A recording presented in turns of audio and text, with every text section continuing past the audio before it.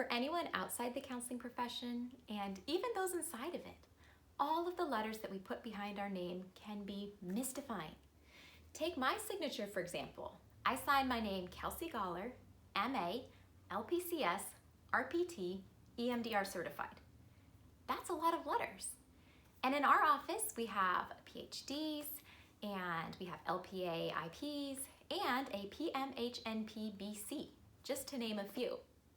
So this is a quick video cheat sheet on how to interpret all the letters that we put behind our names. And I'm also going to link in the notes a blog that I wrote that explains this all a little bit in more detail.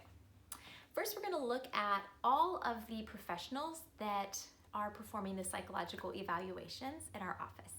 So we'll start with Dr. Kranz, the founder of Kranz Psychological Services.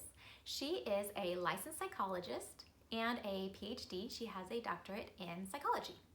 And to achieve her license, she had to pass a very difficult exam. So her job as a psychologist is to administer and interpret the results of psychological evaluations in order to diagnose. Now, the most frequent mix-up that I hear is the difference between psychologist and psychiatrist. So a psychiatrist is a professional, a doctor, who prescribes medications for mental health disorders, and a psychologist is a professional who engages in administering psychological evaluations and interpreting the results to provide an in-depth diagnostic picture of what is happening in a person's experience. So those are not at all the same thing. Psychologists do not prescribe medications, and the psychiatrist is prescribing the medications but is not generally going through the process of a full in-depth evaluation. It's helpful if they work together. Assisting Dr. Kranz is a group of people in our office called LPA IPs, as well as psychometrists. So we're going to talk about those two groups next. LPAs are licensed psychological associates, and they have a master's degree in psychology. And then they study and they take a difficult exam called the Examination for Professional Practice in Psychology. After that, they are able to work under the supervision of a psychologist to administer and interpret psychological evaluations. After they have achieved quite a few hours, 3,000 hours of clinical experience, they can achieve that IP designation at the end, which means independent practice. So in our office, we have LPA IPs. The other group is the psychometrists. So these colleagues have completed their master's in psychology, and now they are in the process of studying to take that difficult exam that I mentioned so that they can become LPAs. So they always work under the supervision of Dr. Kranz, the licensed psychologist, and they are able to administer the psychological evaluations. So that's their role. Next, we're going to talk about the group of people that we just call therapists or counselors, usually. So I'm an LPCS, that's a licensed professional counselor supervisor. That means that I have taken a master's degree in counseling, and during that master's degree, we do clinical experience, we meet with clients, and then after graduating from the master's program, we become LPC associates. Then we have to attain another 3,000 hours of clinical experience under supervision of an LPC, licensed professional counselor supervisor. So then after the 3,000 more hours of working with clients, then people become LPCs, and then some choose to go on to take a 40-hour course to become the LPCS, to become a supervisor to supervise the LPC associates. It's very similar for another group of colleagues called LMFTs, Licensed Marriage and Family Therapists. They go through a graduate program, a master's degree, but theirs is in marriage and family therapy. Following their master's program, during which they also get their clinical hours, they become LMFT associates. They work under supervision for 3,000 hours, just like LPCs, to become LMFTs. And they also can take a course to become LMFT supervisors. The difference is that LMFTs have to have a certain number of their practice hours be relational hours, in which they meet with families and couples, and their program specifically trains them to work with couples and families. Now, LPCs may have sought further training or may choose classes in their graduate program that do prepare them to work with couples and families. And on the other hand, LMFTs frequently work with individuals. So there is still overlap, but the LMFT designation assures you that that person has been trained and has experience in seeing couples and families. We have another group of people in our office who see clients for counseling who are called graduate interns or master's interns. And so they are still in the stage where they have not yet graduated. They are obtaining their clinical experience hours, meeting with clients, and then they will go on after graduation to become LPC associates or LMFT associates.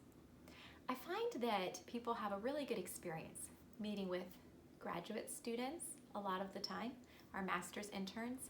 I think this is probably for a few reasons. One of the reasons is that they tend to take fewer clients, so they give a lot of attention and focus to the clients that they have.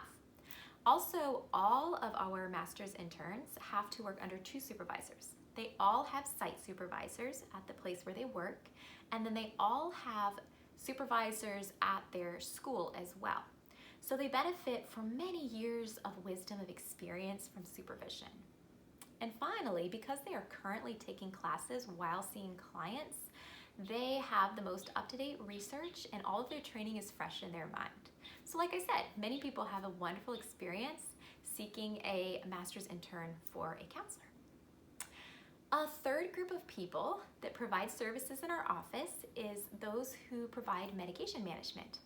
So we have an MD on staff. She has a doctorate in medicine. She can prescribe medications for mental health disorders. And we also have that acronym I mentioned earlier, PMHNP-BC, and that stands for Psychiatric Mental Health Nurse Practitioner Board Certified. And so she has gone through a nursing program that is aimed towards providing medications for those who have psychiatric mental health needs. There are certain classes that PMHNPs do not prescribe, certain classes of drugs. These would be the Schedule II drugs. And these are drugs that have a high potential for risk of abuse. So there may be a few drugs that the PMHNP would not prescribe for, but in general, she can prescribe and specializes in prescribing medications for many, many different mental health disorders. We also have another location that provides ABA services, and they have 2 designations over there as well. They have the ABAT, which is Applied Behavioral Analysis Technician, and they have the QASPS, and that stands for Qualified Autism Service Practitioner Supervisor.